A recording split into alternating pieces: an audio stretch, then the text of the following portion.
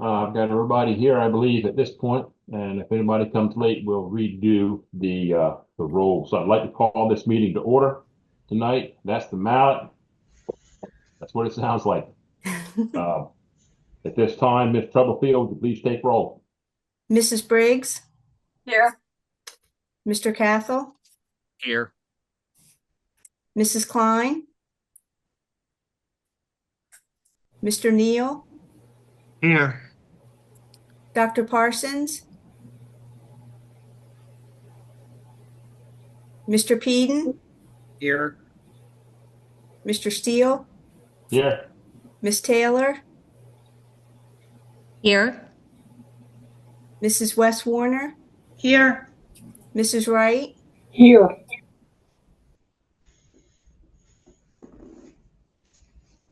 Yeah, we have a quorum. This time I'll now entertain a motion to go into executive session. So moved. Second. I have a motion and a second. All those in favor say aye. Aye. Aye. Opposed? Motion passes unanimous vote. At this point, we are now in exec session. You'll sign off this one, go into the exec session, and we'll come back and sign on the same Zoom link that we have here.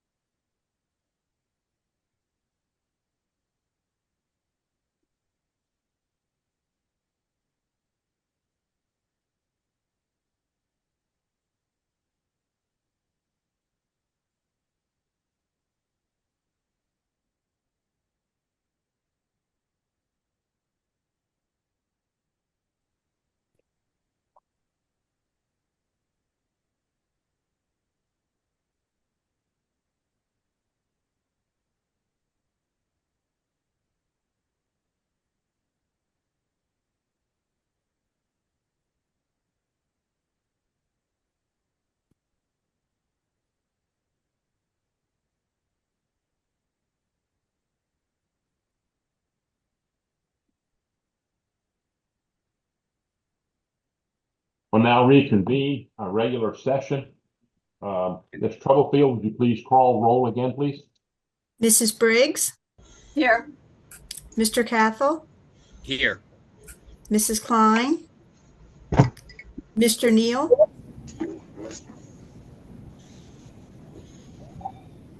Dr. Parsons, Mr. Peden, Here. Mr. Steele, Miss Taylor, Here. Miss West Warner, Here. Mrs. Wright, Here. We do have a quorum. At this point in time, I'll entertain a motion to approve the January 26th agenda. So moved. Second. I have a motion and a second. All those in favor say aye. Aye. Opposed? Motion's unanimous. This time, we'll please stand for the Pledge of Allegiance.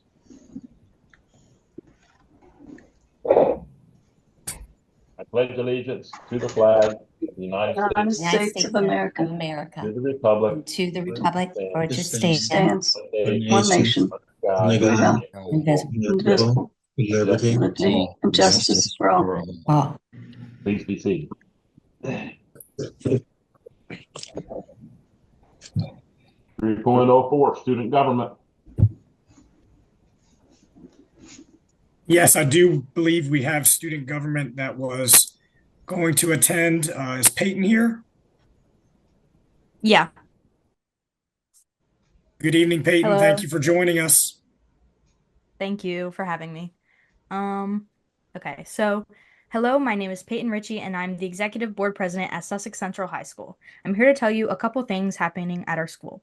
In October, we had a great disco-themed homecoming with lots of participation. Mr. Warwick, our head of drama, would like to extend an invitation to any performances by the visual and performing arts, including our upcoming musical, Ride the Cyclone. 5 students from our choir department will be attending All-State: Sonia and Talia Winger, Zoe Cullen, Maria Gutierrez Caracamo, and Jaden Pantajos. There will be a combined music trip to New York City, as well as the 5th annual Southern Festival of the Arts in the spring. Our band recently had and you're coming in here. There will be, as well as the 5th annual Southern Festival of the Arts in the spring.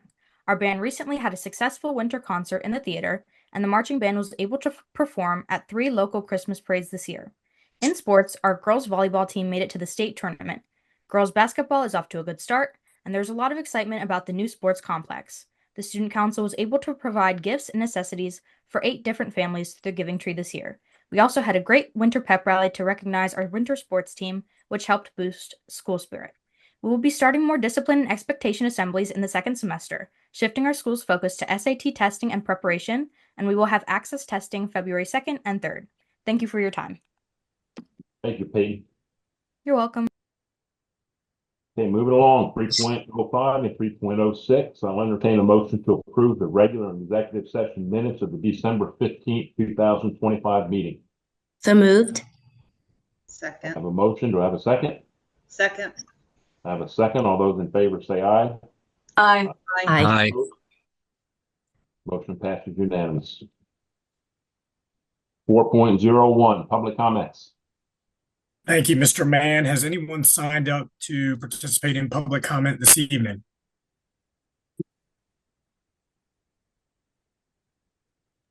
No one has signed up to this time. Okay, if anyone would like to participate in public comment, please do so at this time in the chat. Let us know. Okay, move along. 5.01, school choice applications 2025-26.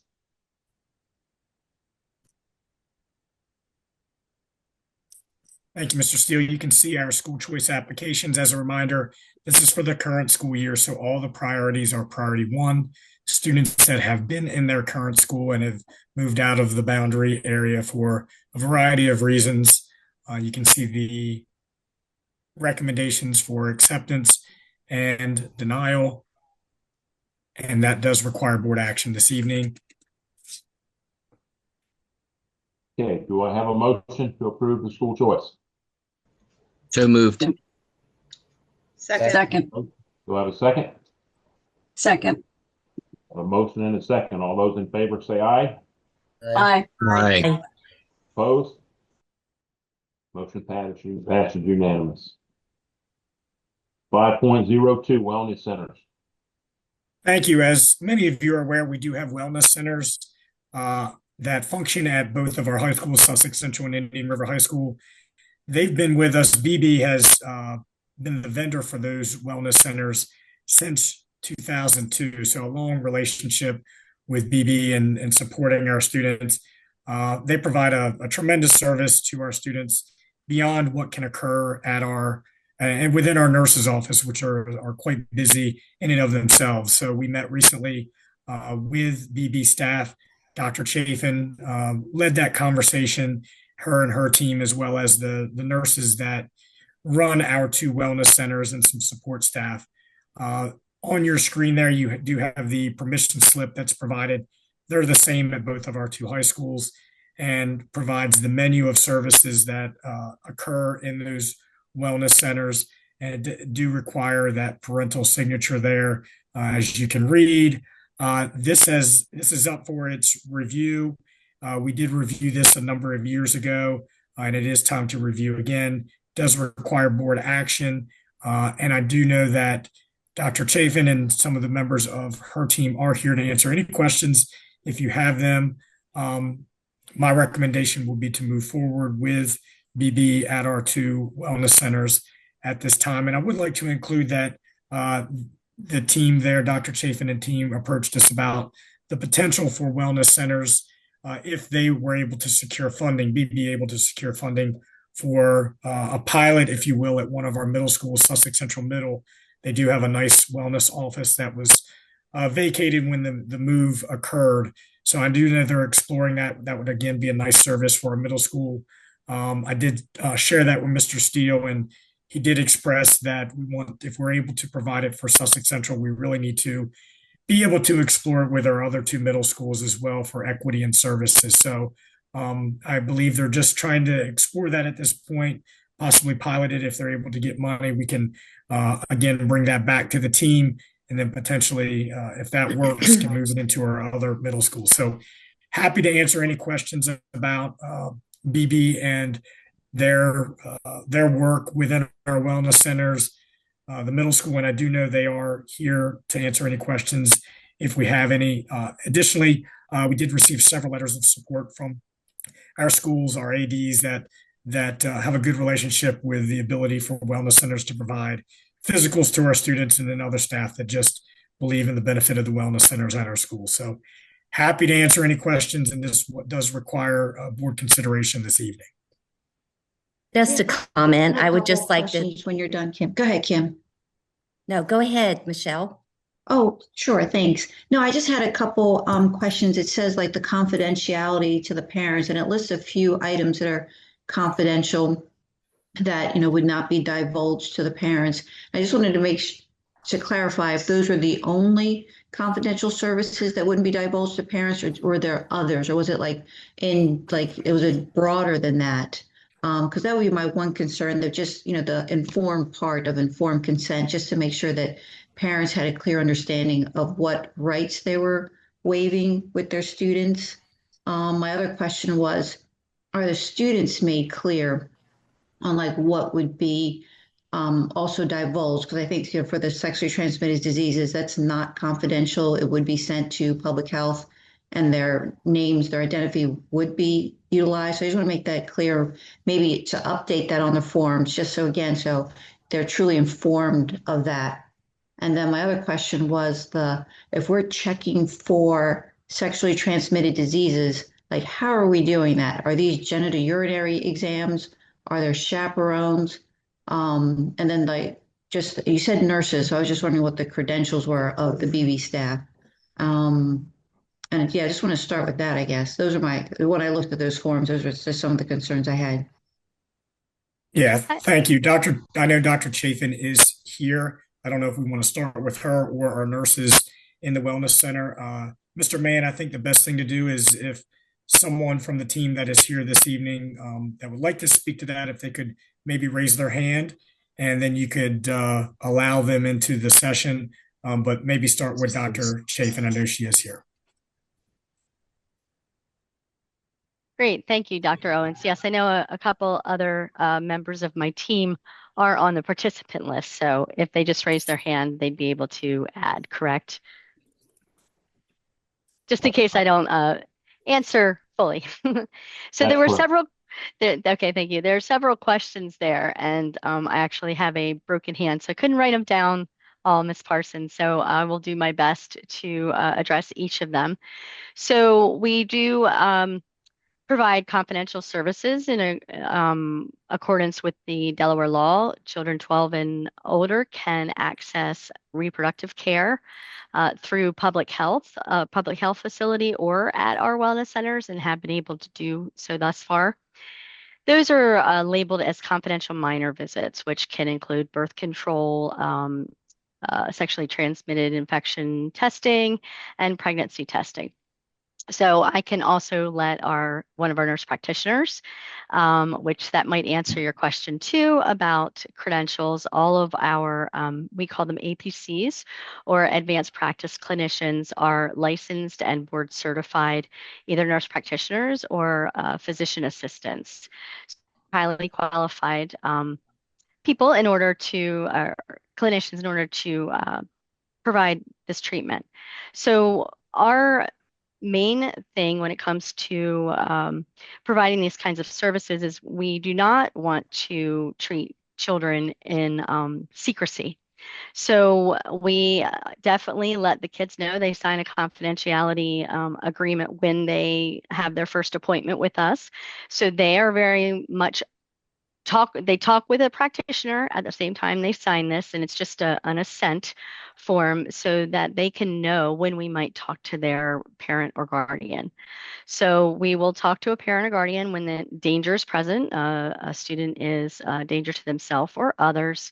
I am a licensed mental health practitioner, and there were lots of times that I would contact family member or guardians if the case deemed it, and I would work with the kid to be able to discuss that with their family member that's appropriate. So that's one thing also that we do. So I think a lot of people worry about what we do in secrecy. So we know that our students don't live in a vacuum, and that we want them to be able to be supported by all people in their life. And there are times where it can be a safety issue that we discuss some of this treatment with members of their family at home. So we're very cautious, and we do that by a case by case situation. So in our consents, they have been all approved through the Department of Public Health for the 53 wellness centers that are in the, Delaware. So yeah, I think I lost my train of thought, but I want to give Joanna a moment. This is Joanna White. She's a family nurse practitioner. If there's anything that she would just like to add, or if Natalie Tyre, who is a PA, she may rather answer. So I'll let those two fight it out, but Natalie would have to raise her hand. I can speak briefly. This is Joanna. My computer Thank is you. a little strange. All I can see is a black screen, so I feel a little off, like I can't really see who I'm talking to. But as far as the confidentiality with the STI screening, we do tell the kids that everything has their name on it. It is going to the state lab, but they are bound by the same medical confidentiality laws there that we are. They're not going to give out their information. It's not being published on the internet. They do follow up with any positive sexually transmitted infection results just to make sure that we are treating those people and following up to make sure partners are treated, that kind of thing. We have a confidentiality form that we go over with each student. So the first time that I meet with a student, I talk to them about what is confidential and what is not confidential. They're not 18, so most stuff isn't confidential. You know, if you're sick or you have a broken bone, I'm gonna call home and talk to your parents. When we're chit-chatting, you know, most of that is kept between us just because that's, you know, doesn't need to go home. But most things are, but you know, what Sue said, the confidentiality stuff is just mostly the reproductive services. The sexually transmitted infection tests that we do are urine tests. So there's no major exam that we need a chaperone for. We're not doing any pap smears or anything like that. So you said that there's a confidentiality form that students also sign. So maybe we can take a look at that as well, because I don't think that was included in our attachments. That's an informal assent that we do with the kids. I'm not sure if we have that prepared or have that as a part of this document. It's really just to ensure that we have that conversation with kids, since their just so they signature know. is not legally binding. Yeah. And thank you, Joanna, for adding some of those things and remembering what some of the question was. I guess the other thing, so I don't know if you want to add it to your form. So you said the SCD infections testing, maybe you can add, just a little hyphen, that's a urine test. As a parent, I might be concerned about that, knowing how most often SCD infections are tested for.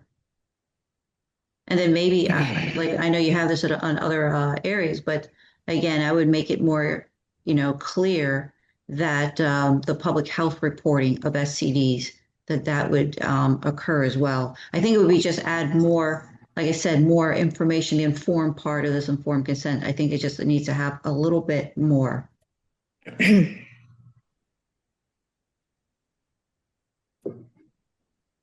Okay, thank you. Noted. So is that something we're going to see an update on?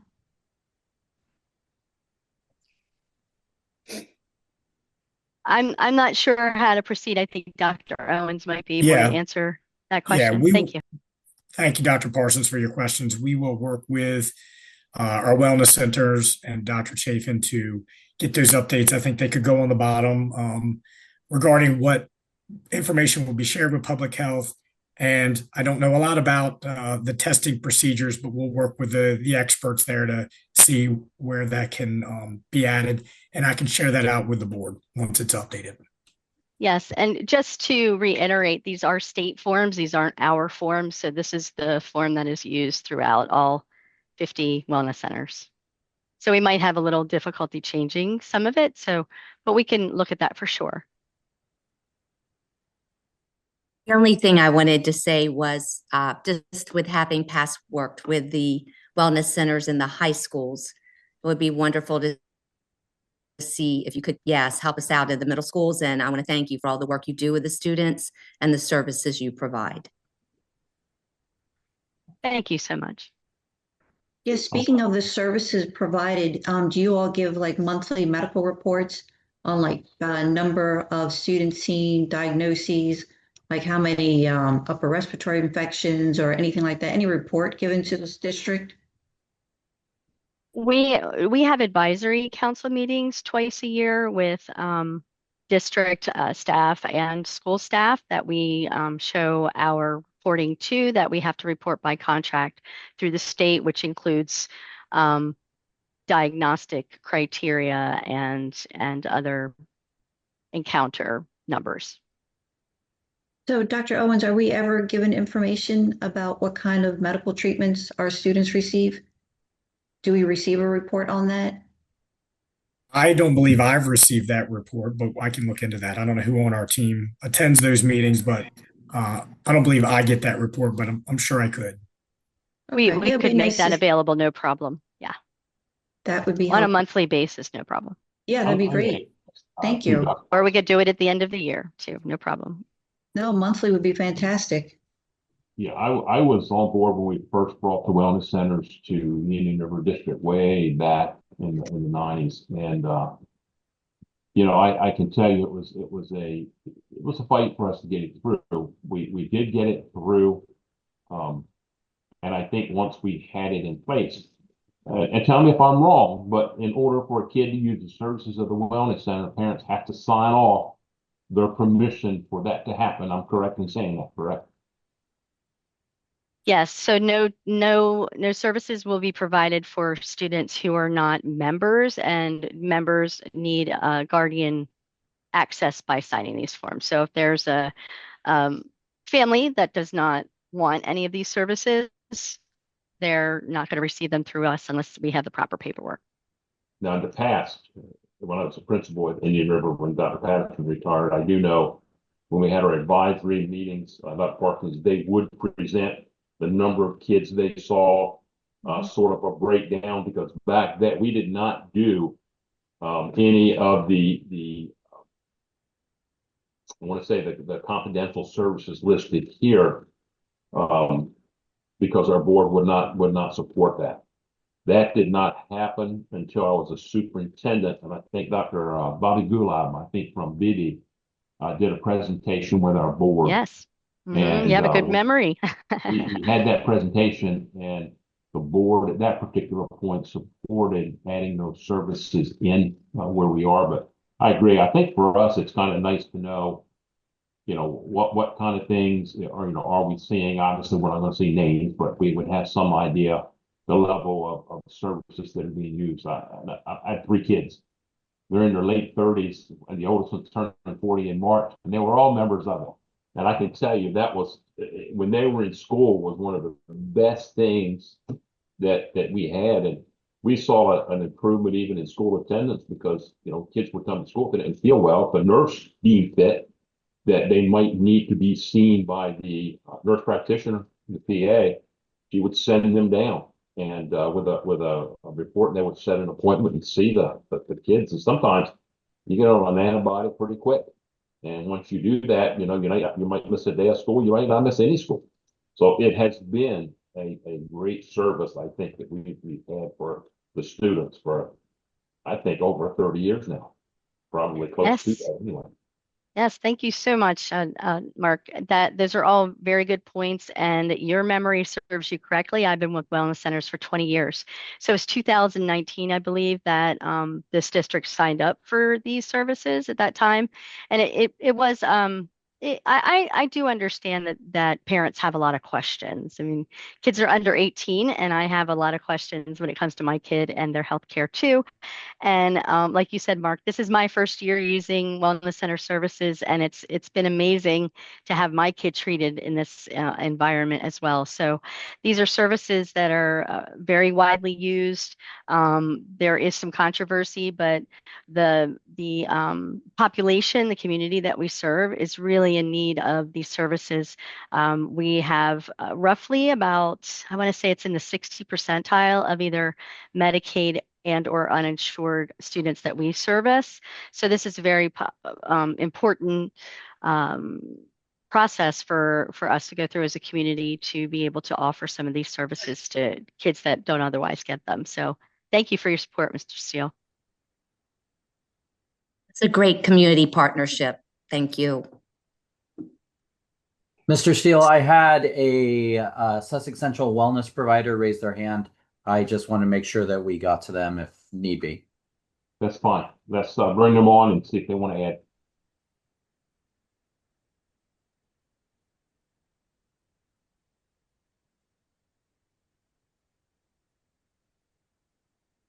How to get on. I'm here now. Hi, Natalie Tyre. Can you all hear me? Yes. Oh, awesome. Okay.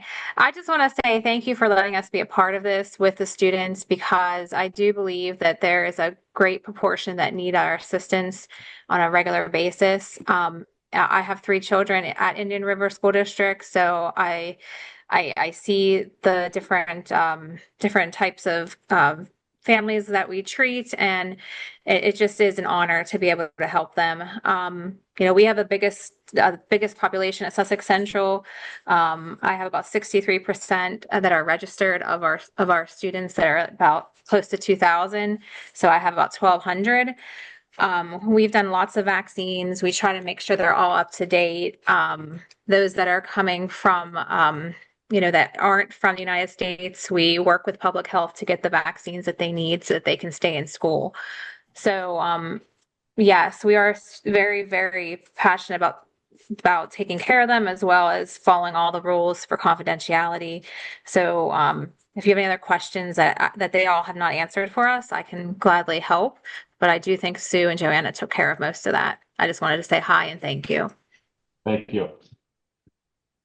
Thank you. I just want to add that our director, who is our boss, Dr. Folkrod, is also there as an attendee. So I'm not sure if he wants to say anything, but he may have to raise his hand in which to do so.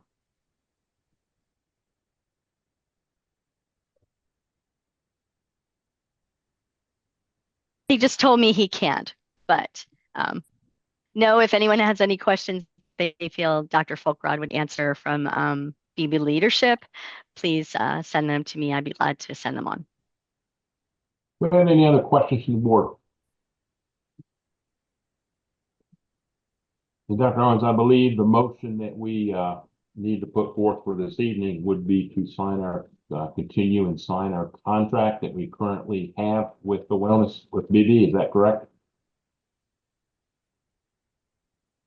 That is correct. The requests for proposals are due this round on January 28th to the Department of Public Health.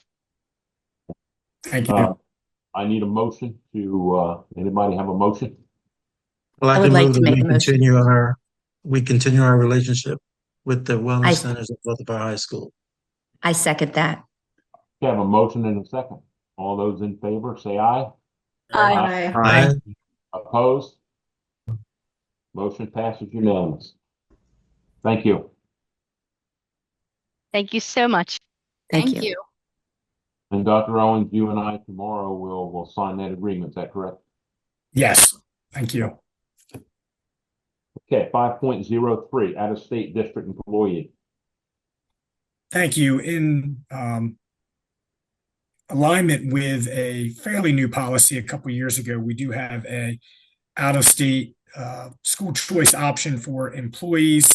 As a reminder, those students would not be included in our unit count, and there is an option to ask for tuition to be paid.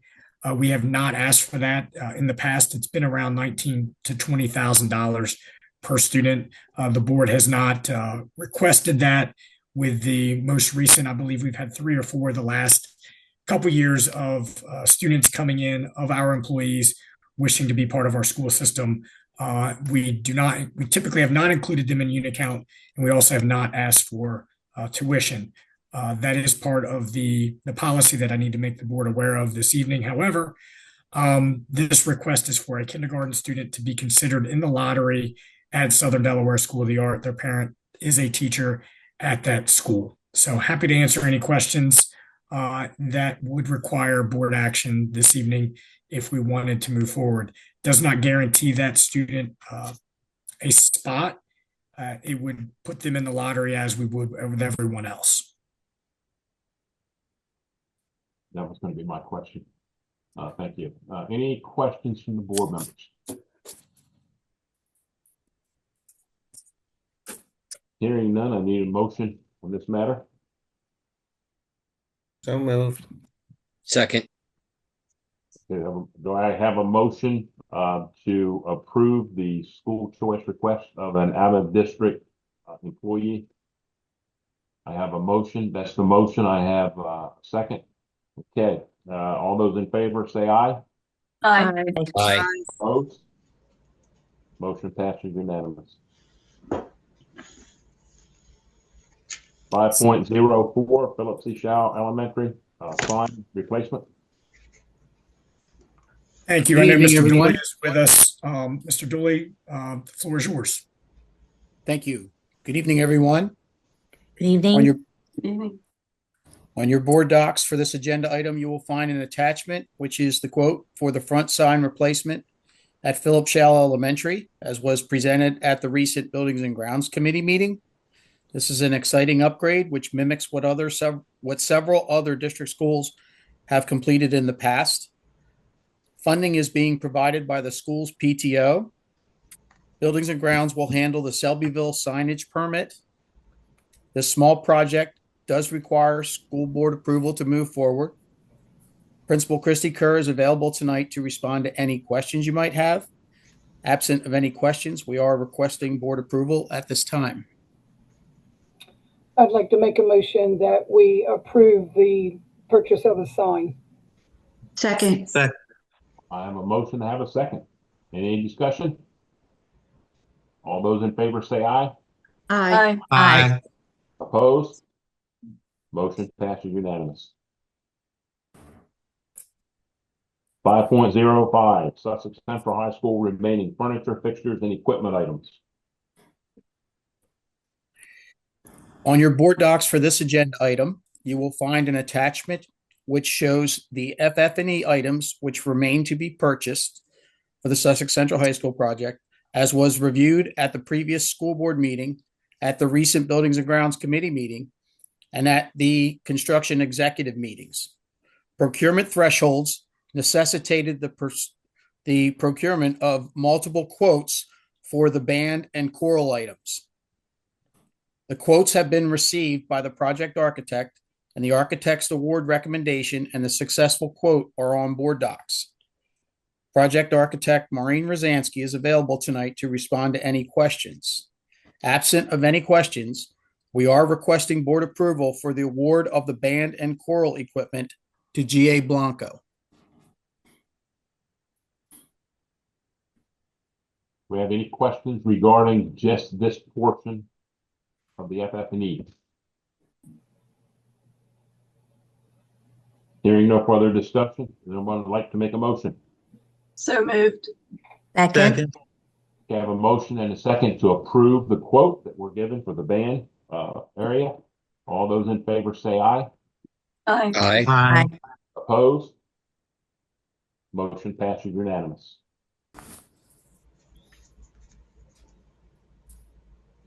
Mr. Dooley, you can proceed with this. You need. That's all for FF&E. The next one is the 5.6, 5.06. Yeah, 5.06. That's the Central High School change order notifications. Okay. On your board docs for this agenda item, you will find 7 change orders, which are being presented as board notifications, as they are below the dollar amounts outlined under the board's procedure for change order approval thresholds. I have reviewed each of these with Dr. Owens in consideration of needs versus wants. All have been reviewed at the Buildings and Grounds Committee. Brad Callen with Richard Y. Johnson is available tonight to respond to any questions. Absent of any questions, we are requesting school board approval at this time. So, Mr. Dooley, you said these are definitely needs, not wants, because one of those items is pretty large, the AV cabling, $34,000. Yes, that is correct. So in order for the labs that are the ARV rooms to be functional, they need that.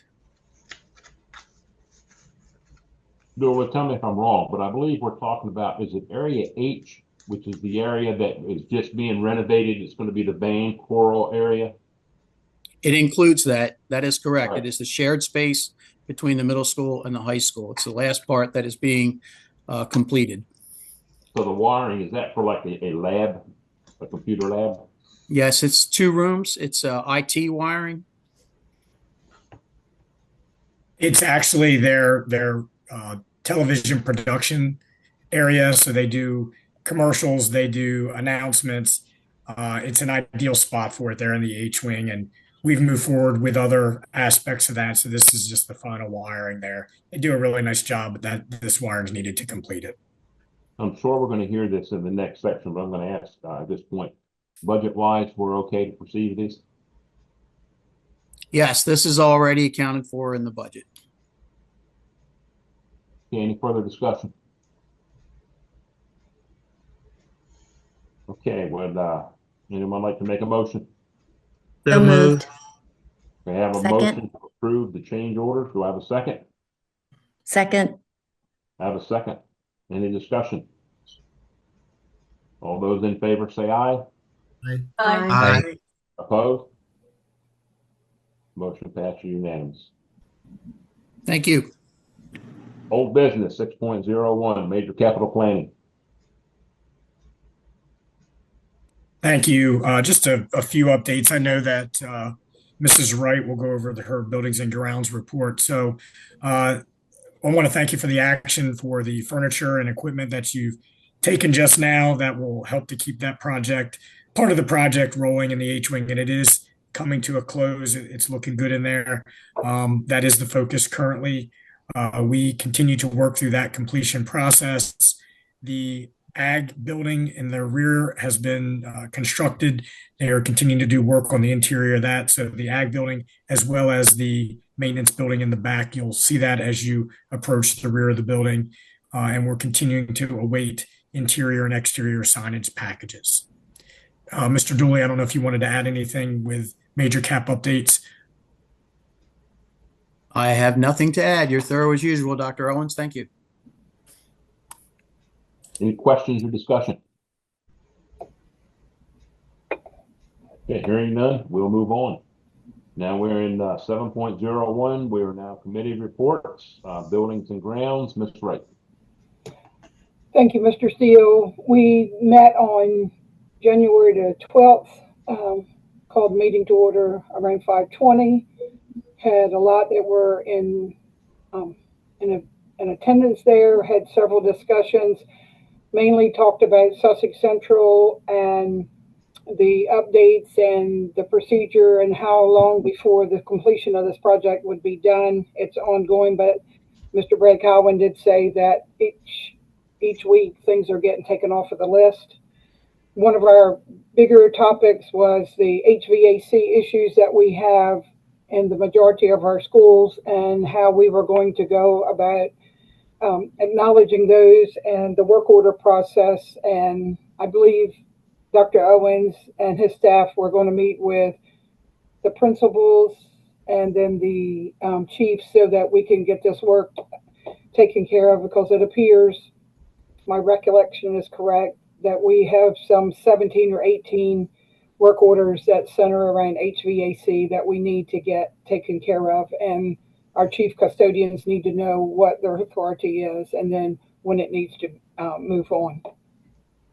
And the ag building, as Dr. Owens talked about, when we first started going back for the ag building, it was a lot more expensive than what it is now. And basically talking to the staff for FFA, and they didn't want it completed. They wanted to be able to do some of the project themselves. So that's why that cost has been dramatically decreased. We also have a discussion, and it's still in a discussion process, on the courtyard turf and reflection at Sussex Central, where we had some issues with the turf, and we're waiting now to see what's going to come of that. Many may have heard that we had an issue with our bleachers at Sussex Central. That was taken care of. They are in operation, but there are some things that are going to be taken care of on that. I believe that concludes my report. Thank you. Thank you very much, Mr. Wright. 7.02, comprehensive. Actually, I have a question about, can I ask a question about that? You sure can. So I saw on there, a part of your committee report was the Futures Committee. So I just wanted to ask, like, Dr. Owens, what the main purpose of the Futures Committee is. What problem are they tasked to solve? Certainly, our current driver is the future use of the vacated Millsboro Middle School. Early on in our discussions, a year or two, even earlier than that, was the potential need for an additional elementary school in the Millsboro location.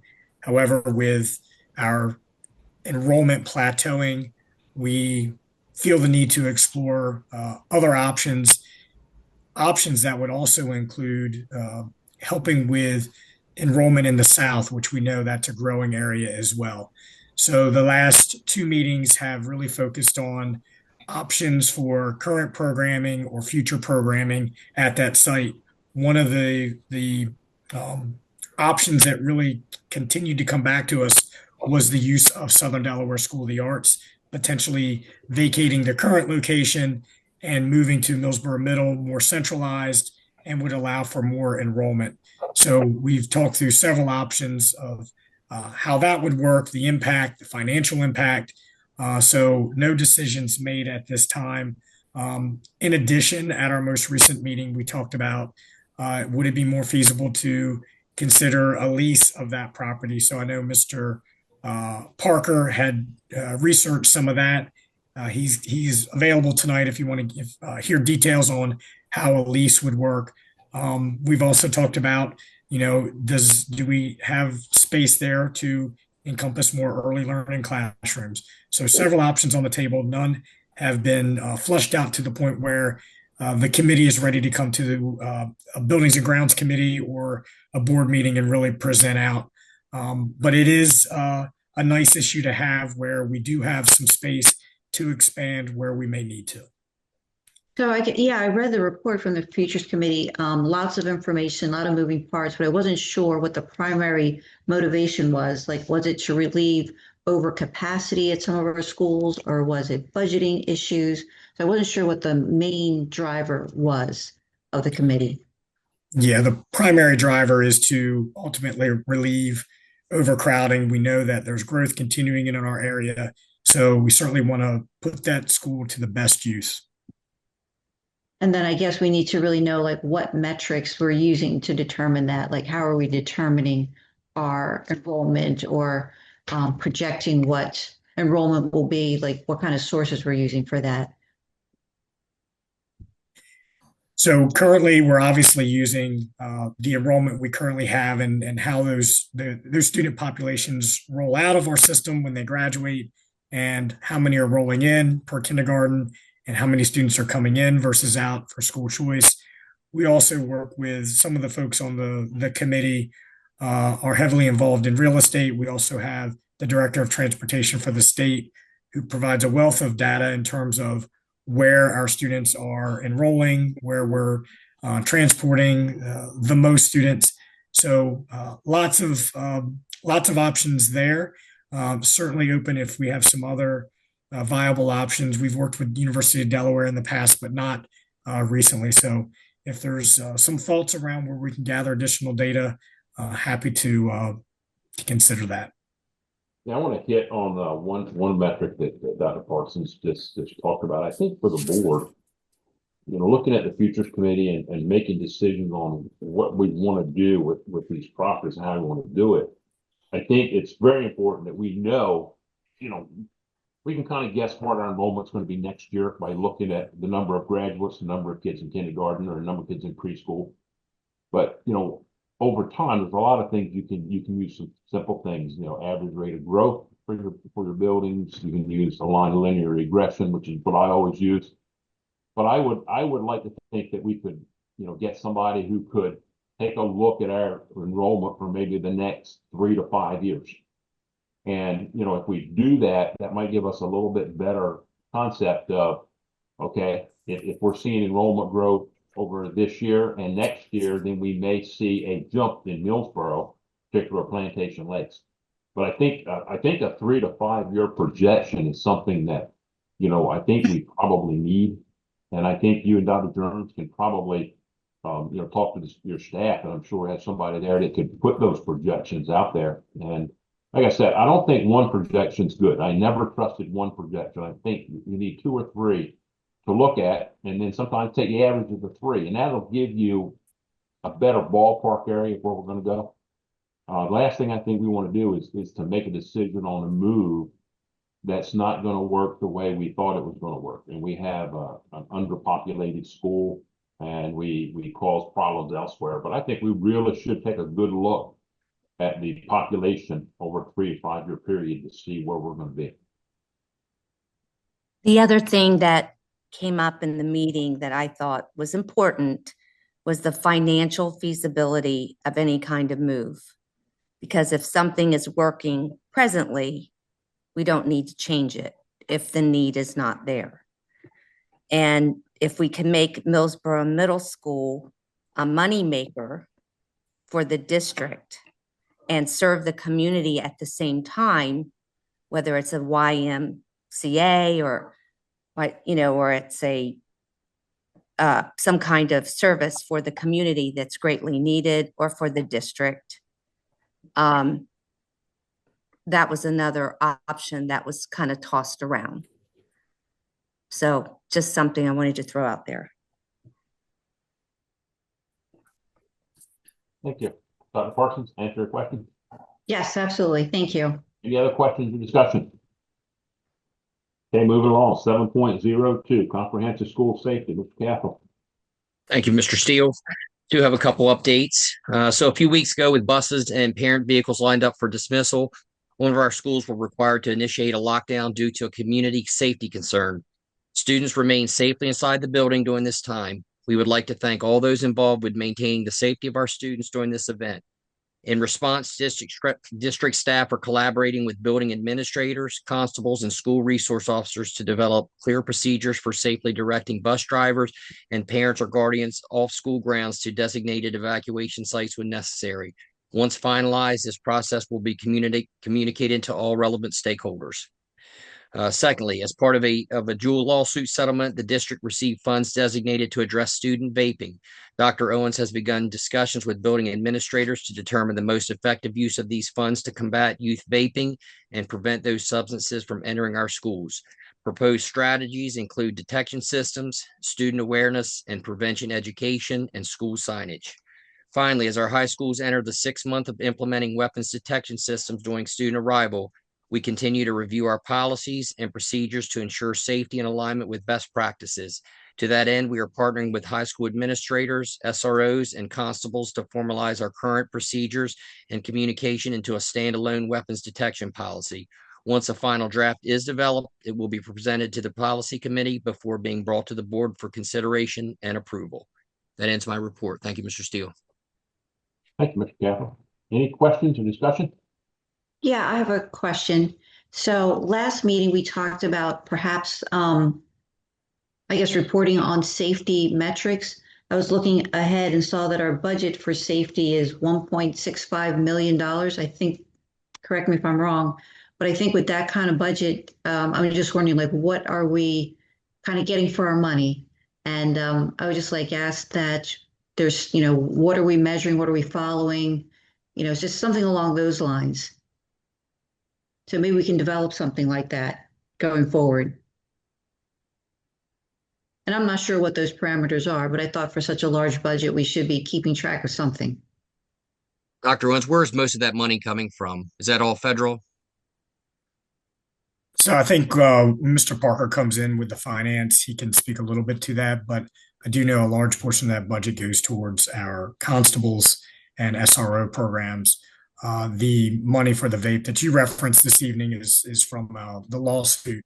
And Dr. Parsons, in terms of metrics involved with safety, I do think we can unpack that a little bit more to kind of figure out how we would actually measure that in terms of safety within our schools. So happy to explore that more. Yeah, I guess you mentioned, I guess 80% of that is spent on personnel. So maybe that's where we can start with, how are we doing it along those lines? So yeah, appreciate it. Thank you. Do the constables keep any kind of data, Jay, Dr. Owens? Yes, just making sure they keep track of their interactions. I don't know what their standard is. Obviously they're communicating with students and staff all day long, but whenever they have a substantial situation that they're looking into or handling, that is documented. So I'd have to go back to our team just to see what it is they're submitting. I know Mr. Lewis handled that previously, so I'd have to look into that. Thank you. Any further discussion? Thank you, Mr. Capel. 7.03, Finance, Mr. Keaton. Yes, thank you. Mr. Parker presented a request to pay for Selbyville Middle School lacrosse coaches. SMS lacrosse was approved by the board last year with the caveat that there would be no cost to the district. As a result of the request, Mr. Parker presented options for changing to athletic EPR budgets. One option is to leave the budgets as they currently are, which has EPR budgeted at the district level. And the second option is to move the EPR as a separate budget to the individual schools with accountability for expenditures that are over budget to be paid out of the school budgets. This matter was tabled until additional information could be provided. Mr. Parker then reviewed the December 31st, 2025 financial position report. This report projects the state and local discretionary fund balances at June 30th, 2026, based on actual December 31st, 2025 balances with projected revenues and expenses for the period January 1st through June 30th. The revenue projections are based on the collections of the same time period last year. Depending on the funding source, the expense projections are based on either the expenses for the same time period last year or for the first half of the current fiscal year.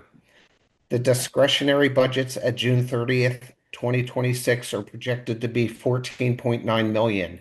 This report will be taken to the board for action. Mr. Parker then presented the final fiscal year 2026 budgets for Indian River High School and Howard T. Ennis. Final budgets were revised based on final unit count numbers, incorporating the give back funds, expected salary costs, and or expending trends so far this fiscal year. The final budgets total 239.5 million for the district and 20.7 for Howard T. Ennis. Mr. Parker then reviewed the December 31st, 2025 financial reports. These reports will be taken to the board for action. And Mr. Steele, that concludes my report. Thank you. Thank you, Mr. Peedy. Any questions or discussion items? Hearing none, we'll go to 7.05. DSBA Board of Directors, Ms. Klein is not here this evening. So we will move to 7.06, the SBA Legislative. Ms. Briggs. I don't have any meetings that have come up. We are scheduled next Wednesday, February 4th, to meet in Dover. However, there are currently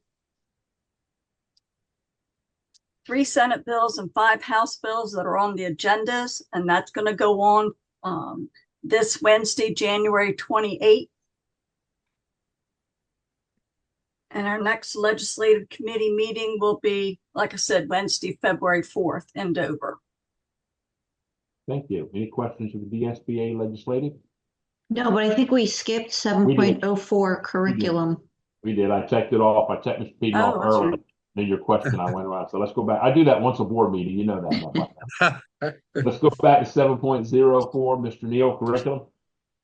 Thank you, Mr. Smith. Mr. Steele, at our last meeting on January 12th, we had a presentation by Mr. Walt Smith about the district's homebound instruction programs. He presented a copy of policy IGB, supportive instruction, which covers homebound. According to the policy, elementary students receive a minimum of 3 hours and a maximum of 5 hours of homebound instruction per week. Students in grades 6 to 8 receive a minimum of 5 and a maximum of 7 per week. And students in grades 9 to 12 receive a minimum of 5 and a maximum of 10 hours per week. For students with an IEP, the IEP team may determine the need for additional instructional hours based on the student's instructional needs. Homebound instruction may be delivered either in person or virtually, depending upon the needs of the student. Within the district, homebound instruction is reviewed every 45 days to determine whether services should continue or if the student is ready to transition back to the school setting. As part of this process, the district may consult with the student's physician if homebound instruction is extended beyond the initial 45-day period. If needed, a school counselor or mental health counselor becomes part of the transition team to support the student's return to school. Each building has a homebound coordinator, and that person ensures all paperwork is completed and submitted before homebound instruction begins. A process is in place to secure a certified teacher to provide homebound instruction, ensuring that students receive high quality instruction during that period. Currently, compensation for homebound instruction is provided at a flat hourly rate rather than a per diem rate. Our district pays $40 per hour for instruction provided by a certified teacher and $20 per hour for instruction provided by a paraprofessional. And at the meeting on the 12th, year-to-date homebound data was shared with those in attendance. We also had on the agenda that day elementary and cursive handwriting. In accordance with Delaware Code, all elementary schools are required to provide instruction in cursive handwriting by the end of 4th grade as part of the ELA curriculum. So as you know, our district adopted Core Knowledge Language Arts, CKLA, and it does have a formal cursive handwriting instruction piece in that curriculum. So we're in the third year of implementing CKLA. And we've primarily been focused on the science of reading since transitioning to that program. At the upcoming elementary principals meeting in February, Mrs. Dorman will review the code with principals and remind them of the state requirements related to cursive handwriting. And a plan will be discussed to ensure consistent implementation of cursive instruction beginning in grade 3, using the district's high-quality instructional materials in CKLA. We know that there have been concerns expressed about cursive handwriting. We talked about when it's developmentally appropriate to implement cursive handwriting. The introduction of cursive instruction in grade 3 is considered developmentally appropriate, as it allows students in kindergarten through grade 2 to focus on proper letter formation and symbol correspondence. In middle school, emphasis is placed on students developing signatures. So, and it was also suggested that cursive writing should be incorporated in at least one assignment at the high school level. That was the primary focus of the curriculum meeting on January 12th. I want to remind board members that you received a schedule of invitations to participate in learning walks. To date, I think 4 of them have been conducted at East Millsboro, Lower Baltimore, Philip Shao, and John M. Clayton. There are 4 more that we've been invited to attend at Long Neck, North Georgetown, Georgetown Elementary, and Southern Delaware School of the Arts that are coming up.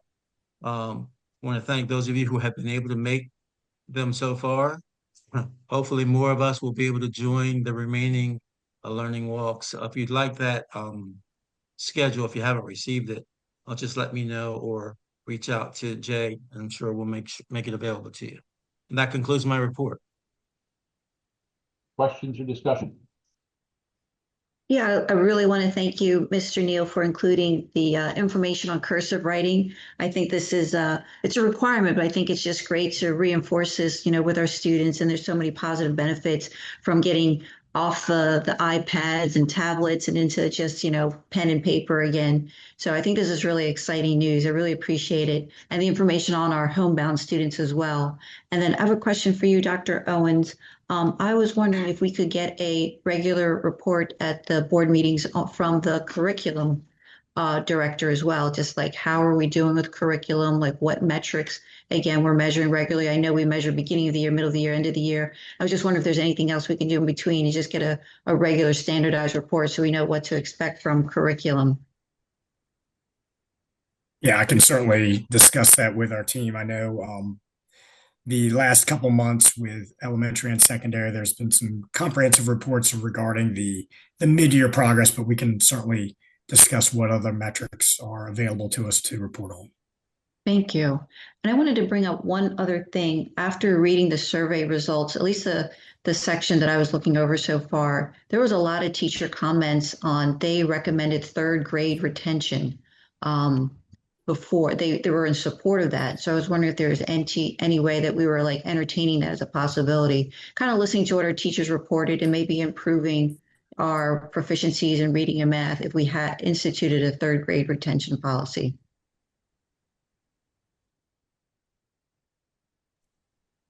No policy regarding 3rd grade, 3rd grade in particular. And I believe I recall what you're talking about there with trying to address concerns before they become larger. So I think we can bring that back to our curriculum team and have a broader discussion. Be remiss if I didn't bring them into that discussion. And developmentally, developmentally, it's, I think, more appropriate to if you're going to retain children, to do that in the earlier grades, of course, before 3rd grade, to give them that gift of time that they need to grow developmentally to be able to process the information that's being presented. So, Michelle, I do think that early retention is the key. Early We intervention. can certainly add that to our agenda for our next meeting. Yeah, Mrs. Taylor, I'm not opposed to any of those. I'm not hard and fast on third grade. That's just what some of the studies show. But you're right, earlier would be better than later.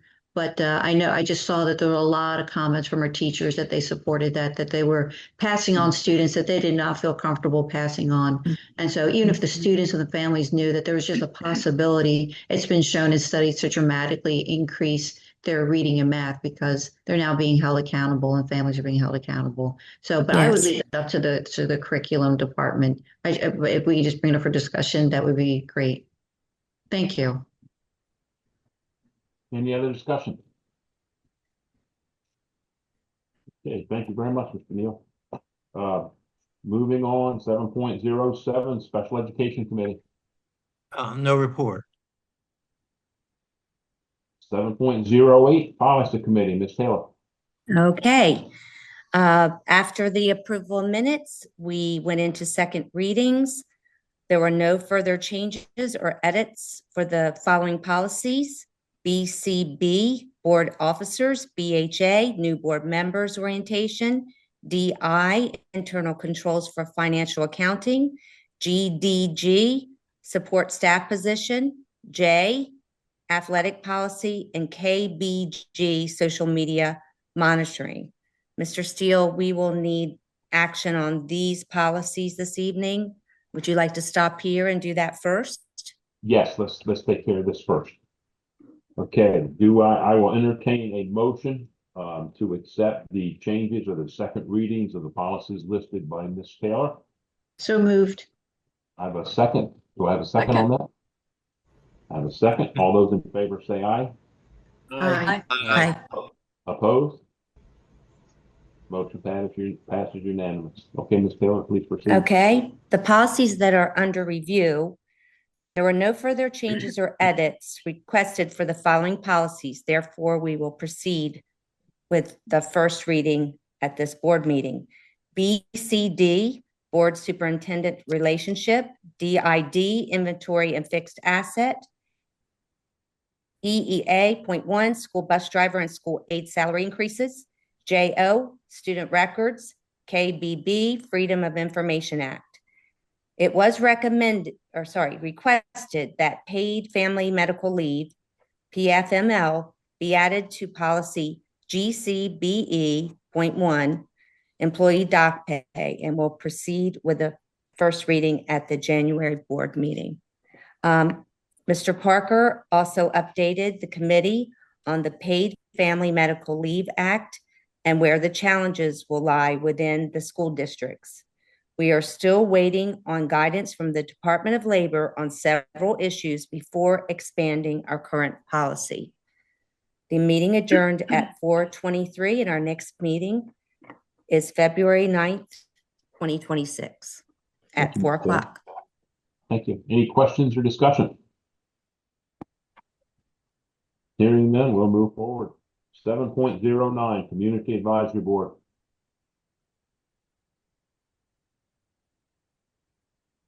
Thank you, Mr. Steele. This is our standing opportunity for members of the Community Advisory Board to share any information. Is there anyone in the audience from the Community Advisory Board that wishes to share this evening?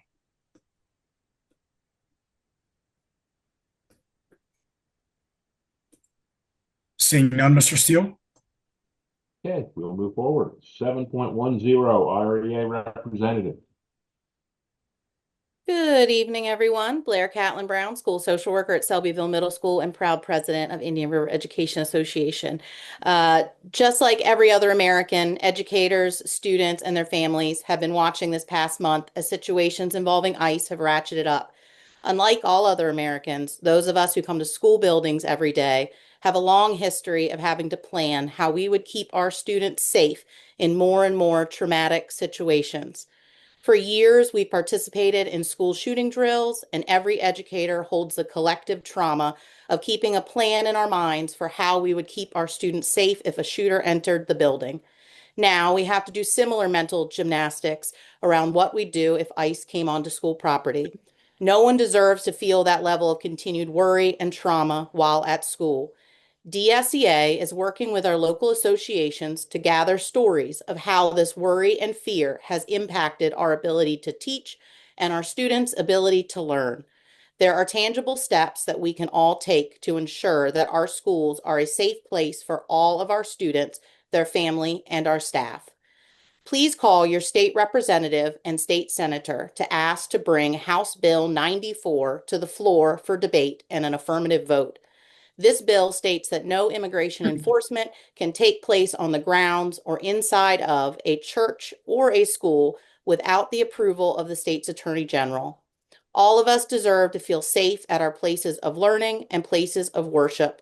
We've had enough of feeling on edge as we imagine how we'd protect our students. This legislation would help to reduce our collective worries. Again, please contact your state representative and state senator to have House Bill 94 brought to the floor immediately and voted into effect. Thank you very much. Thank you, Ms. Brown. Okay. Dr. Owens, can I ask a question? So I was wondering, I would love to hear from our teachers, especially since we sent out this survey. Do we have an official teacher representative that could like speak for the teachers and give us a report? Do we have like a teacher of the year or somebody like that? Not for a standing board meeting. We do not have that at this time. Yeah, I would really love it. We could look into that because I would really like to see teachers' voices representative and like what some of their concerns are. So just a thought. And I can add that that is what I serve as, the president of our 4 units or 5, well, now teachers, paras, secretaries, custodians, and now constables have been added to our team. So when I speak, I am careful to speak in a manner that represents the majority of our teachers and making sure to give them a voice. Oh, I'm not discounting anything you do, Blair. I just thought you represented the teachers union. So it was just, you got my mind thinking. I just wanted to hear from like the teachers themselves about teacher specific issues. But thank you for what you do. Thank you, Blair. Dr. Owens, is public comments a time that teachers could come in if they need to speak? Certainly, they're open to anyone. Mm-hmm.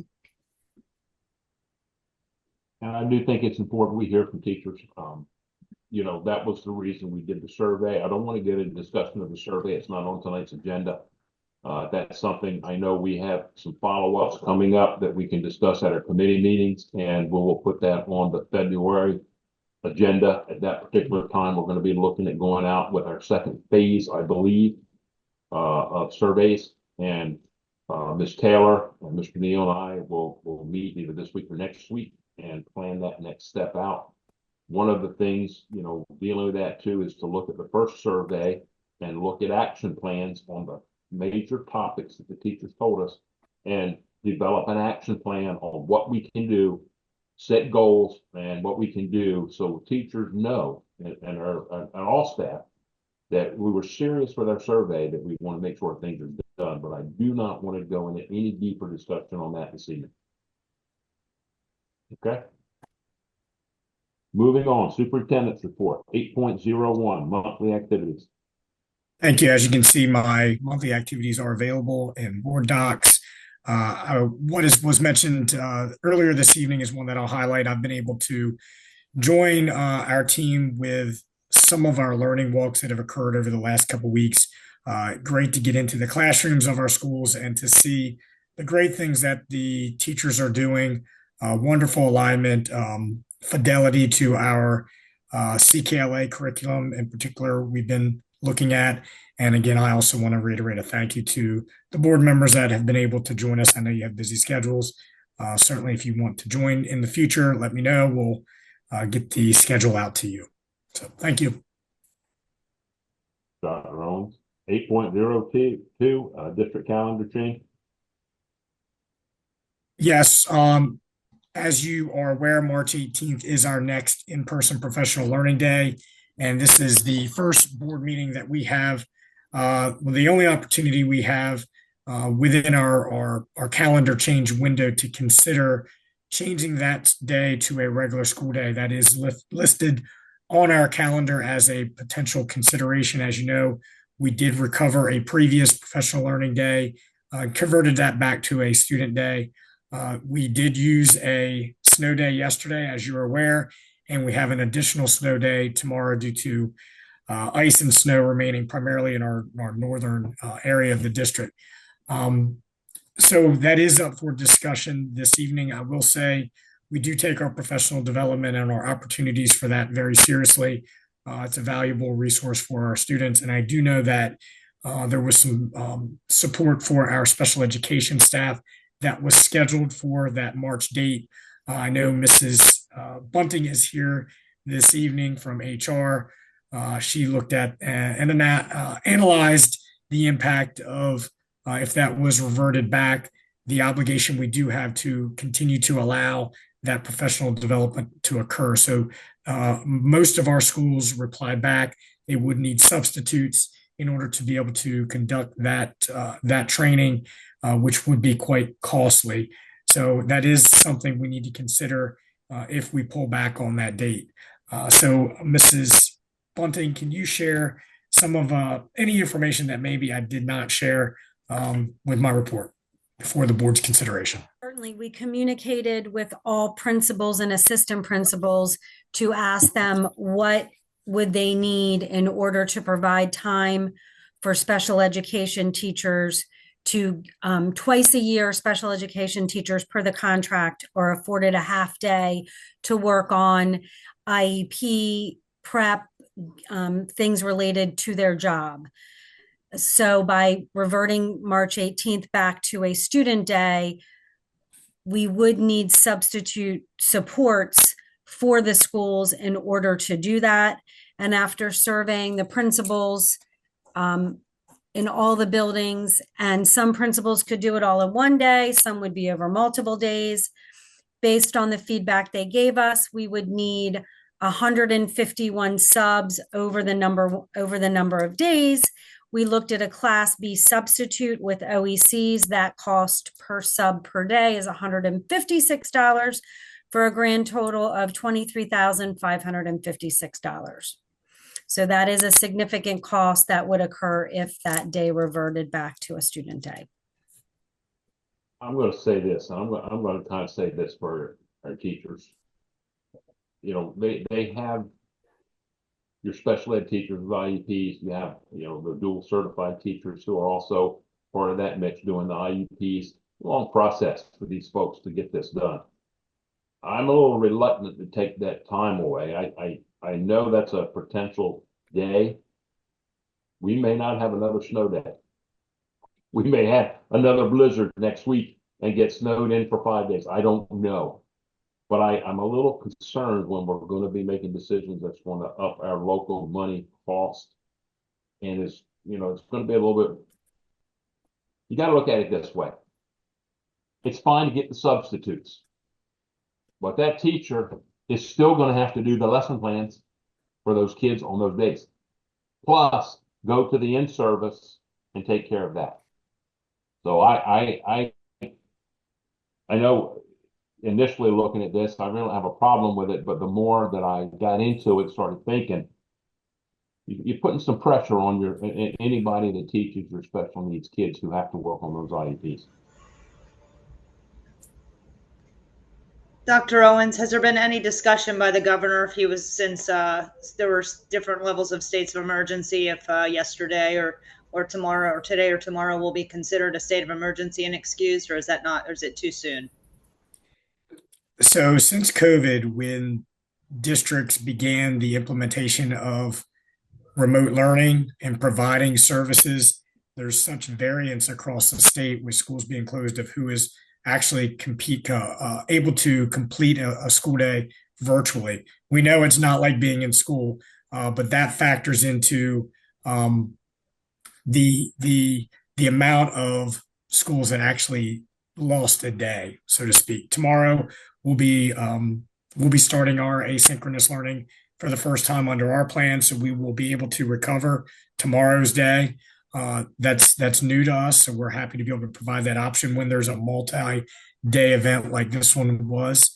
But to answer your question, We were told a couple years ago as districts that it is unlikely that the state board will consider days that are state of emergency to be forgiven within the schools and their calendars because options are now available to recover those days.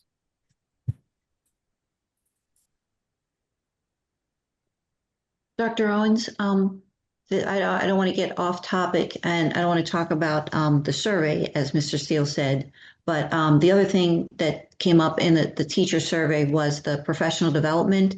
They said teachers had concerns that they were being pulled out of the classroom and some certain professional development they didn't find as helpful. Are we working on that to I guess address some of the concerns that they brought up, that they were actually the professional development they weren't finding as useful as actually impinging on their ability to teach students in the classroom? So we take PD, as I said, really seriously, and we want to provide the best possible PD for our students. And most of the time it's not a one size fits all. It's a menu of services. For instance, special education teachers need a different professional development than, say, a math teacher. So we do, to answer part of that question, yes, we put a lot of time and energy into determining what is ideal PD. Sometimes it's not as good as others, but we do put a lot of time and energy in that. We also have a minimal number of days built into our calendar for professional development, whether it's the beginning of the year, end of the year, and throughout the calendar year. Some days when teachers are not teaching, it's a day for grades, et cetera. It's not necessarily professional development. So there's a lot to encompass over the course of the year with professional development, especially when we have curriculums like the science of reading that requires the training. So that's really the sole emphasis with a lot of our training. So it's again, a lot of it is curricular based and based on the curriculum that folks are teaching. So it's tough. We try to get it right all the time with that professional development. But I do agree that we don't want to, providing subs is just a whole nother set of challenges, as Mr. Steele said, that the teachers are still providing lesson plans, et cetera. So it's a real balance. Sure, thank you. But even though it's considered professional development, this is time that those teachers are allotted to work on the IEPs that they're in charge of. Is that correct? That's not really an in-service training type thing. That's their time for them to work on those IEPs. Mrs. Bunning, what exactly were they scheduled to do on that day? It is an in-service day, but per the contract, twice a year, special ed teachers are given a half day from in-service days to be able to work on those. So again, I mentioned the cost. If we did it on another day, they'd be able to do it. But to your point, they have lesson plans, et cetera, as well. So there's negatives and positives in addition. Yeah, that's really valuable time for the work they do. They've got a lot goes into those IEPs and planning for students. So that's why we wanted to analyze it and give that to you, because it is the board's consideration this evening. Based on what we saw, I don't feel comfortable recommending that we revert it back to a school day, given the need for that level of opportunity for that staff. So your recommendation, Dr. Owens, is to not approve this topic? I think the recommendation or the motion would be to revert that back to a traditional school day. So, if that, I think the motion would be to maintain it as listed currently on the calendar.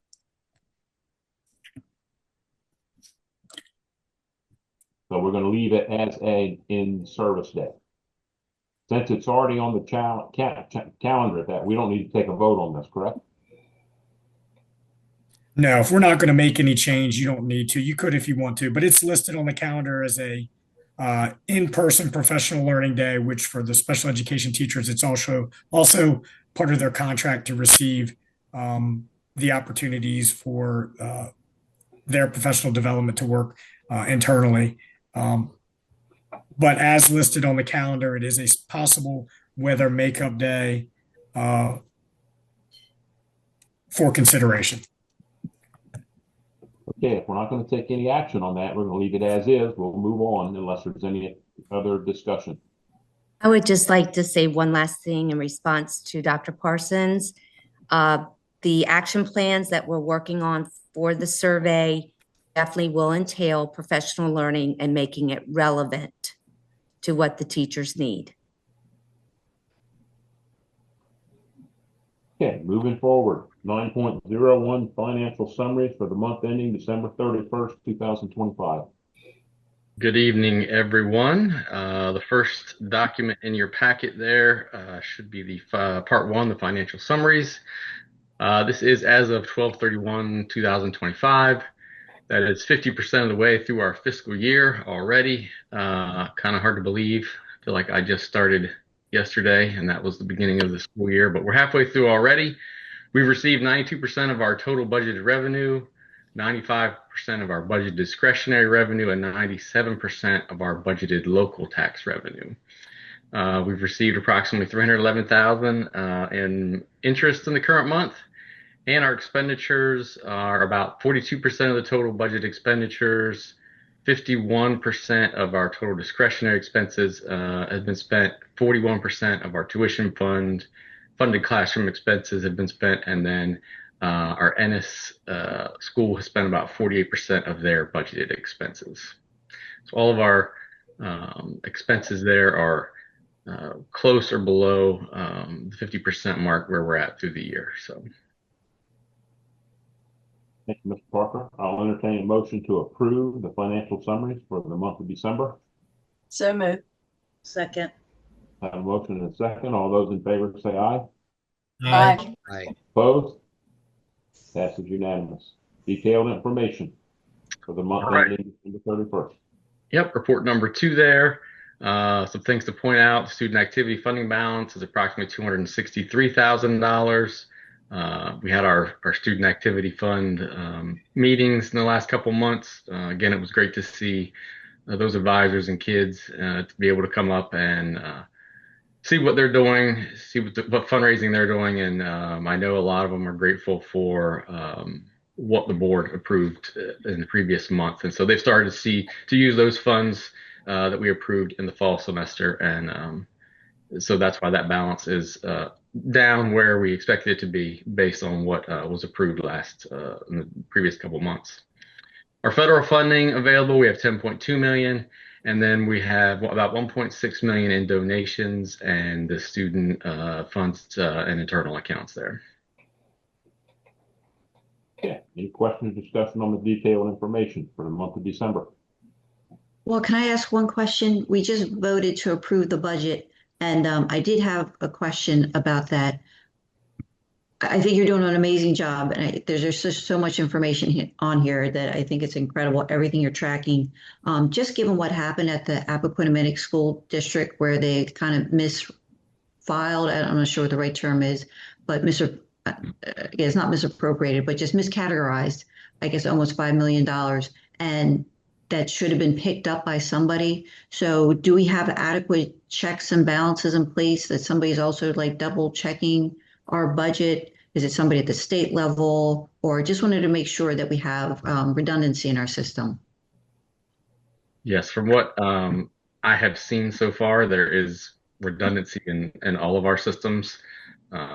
As far as the financials go, they do get reviewed, they get audited by the state multiple times or multiple different grants and different funding sources.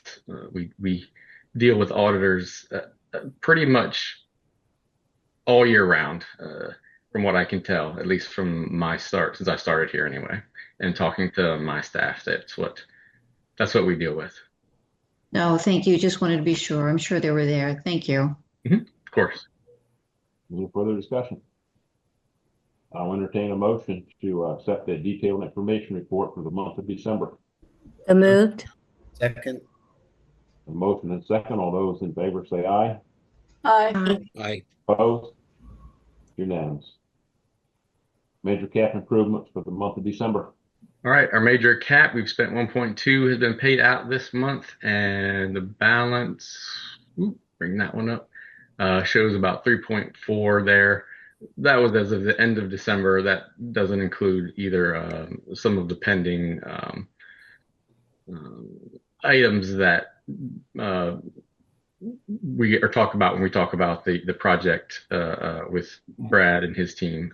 So that's just a timing thing of how it looks. So when he talks about a number of what's left when he goes into the Sussex Central executive meeting, him and I have reconciled those numbers, and his number is more accurate and more, I would say, up to date than this number, because we're almost to February obviously now, and this was as of December. So, but that's what this one shows. It was accurate at that point. Mr. Parker, when this is closed out, can we see like what percentage the total change orders were from the original budget? Yes. Yeah, I believe Brad actually tracks that in one of his documents. So when we're all done, we should be able to show that. Okay, great. Thank you. Any other questions? Okay, I'll entertain a motion to approve the major capital improvement for December. So moved. Second. Have a motion and a second. All those in favor say aye. Aye. Opposed? Motion passes unanimous. 9.04 minor capital improvements. All right, through December, we have spent approximately 3.6 million with a balance of around 3.7 million. So 50% of the way through the year, that looks like 50% of the numbers to me. So I think we're in good shape there. Mr. Dooley seems to be doing a good job. I haven't let him overspend too much yet. Do we ever get a breakdown on where these expenses are, like which schools and what problems we're addressing? I believe that's I don't want to speak for Mr. Dooley. I think that's been part of his reports with the tickets and things that happen. Okay, yeah, I didn't see that in any of the attachments we got for this meeting. I just thought it might be interesting, like if there was like one school that was, recurrently had HVAC issues, or just so we can see like if there are any issues with one particular school or where the repairs were. Yeah, I'll get with him. I'll see what we can report on, or if there's something we can attach to this, if that's possible. Any other discussion? Questions? With the frigid temperatures we're having, Mr. Parker, I mean, the heating in the schools, I know, electric bills are skyrocketing. How are we doing there? I'm going to talk about that at 9.07 when we get to Okay, gotcha. Thank you. Yes, thank you. I almost said something. I almost asked Ms. Schofield to put that one first because I knew that was the one that was probably going to be a little more enlightening. But I was like, well, we'll let you guys. We'll get through it all first. Okay, thank you. Okay, I entertain a motion to approve the minor cap improvements for the month of December. So moved. Second. I have a motion and a second. All those in favor say aye. Aye. Aye. Opposed? Passes unanimous. 9.05, 2026 Howard T. Ennis budget. Yes, thank you. So this is the final budget. We had presented the preliminary budget back in October. This is updated with a few more numbers that are a bit more accurate based on where we're at through the year. We have more data through October or through December. So the original, there's not much difference between the original and this final budget for Ennis. Ennis's original budget was 21.8 million. This is 20.7 million, so it's down just a little bit. That's just reflective of the give back that we were able to switch to the alternate units up in the salary piece that weren't being used. So there's not much. Again, there's very little difference for a percentage perspective between for Ennis between the preliminary and the final budget. Mr. Parker, there was one line, local transportation, that went from 20,000 to 220,000. Is that accurate? On the Ennis one, hold on a second. Yeah, if you scroll down, it's like line 99960,400, local transportation.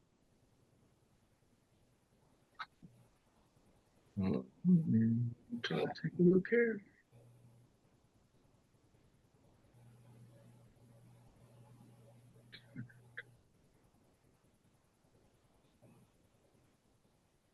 It looks like the preliminary budget had it at 220,000.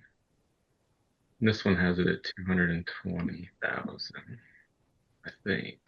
So what was that 20,000 there? Because I thought it went from 20,000 to 220,000. Oh, it looks like that might have been a typo in the 25 budget. I think the 25 budget showed 200,000 in the 25 budget line versus 20,000 Okay, so in the final number. So that okay, so it's typo. Okay. Yep, we just got that corrected. Yep, sorry about that.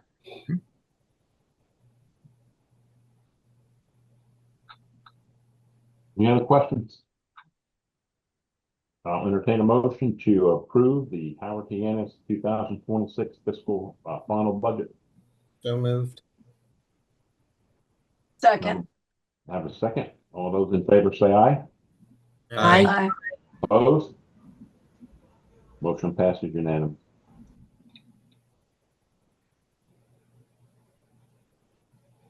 $9.06 fiscal year 2026 Indian River School District final budget. Yes. So again, there was not a lot of difference between the preliminary and the final budget. The preliminary budget was done a little bit later than normal, I think, with the transition of my position. So we had a lot more accurate or up-to-date actual figures than I think in previous years. The preliminary budget is done sooner, so there's a lot more estimates. The biggest changes here were we went from 237 million to 239 million.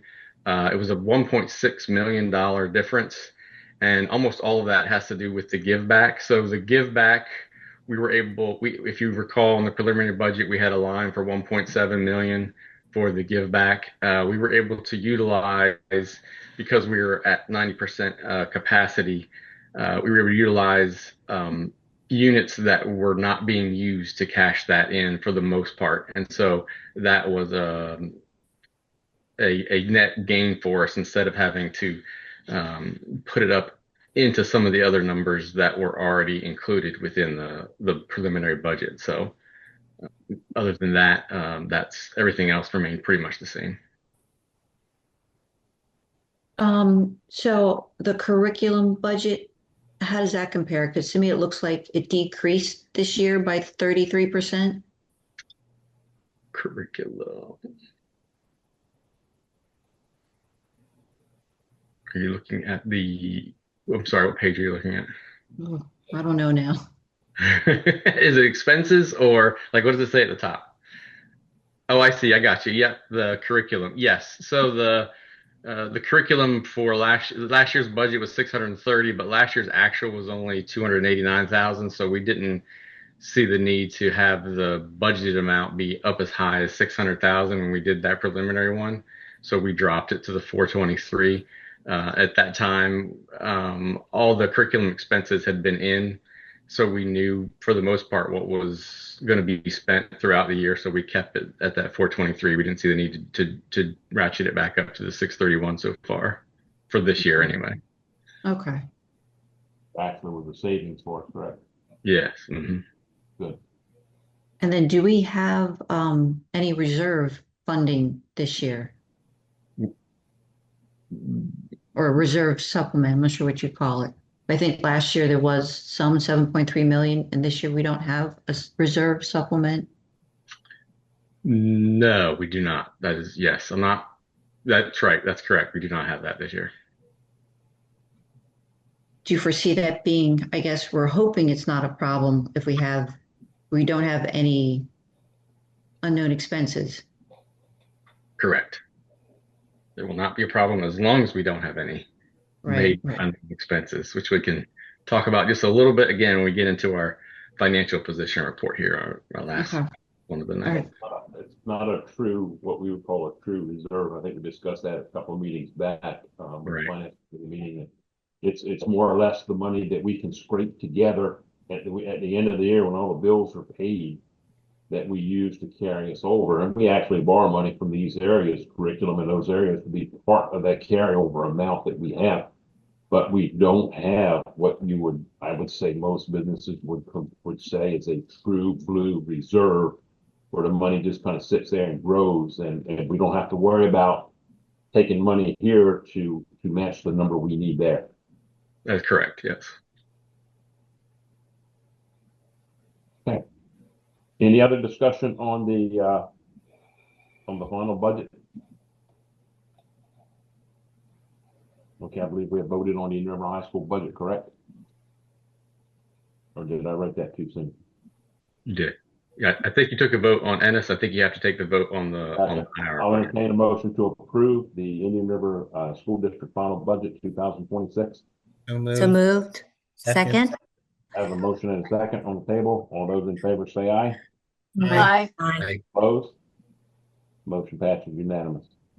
9.07 financial report.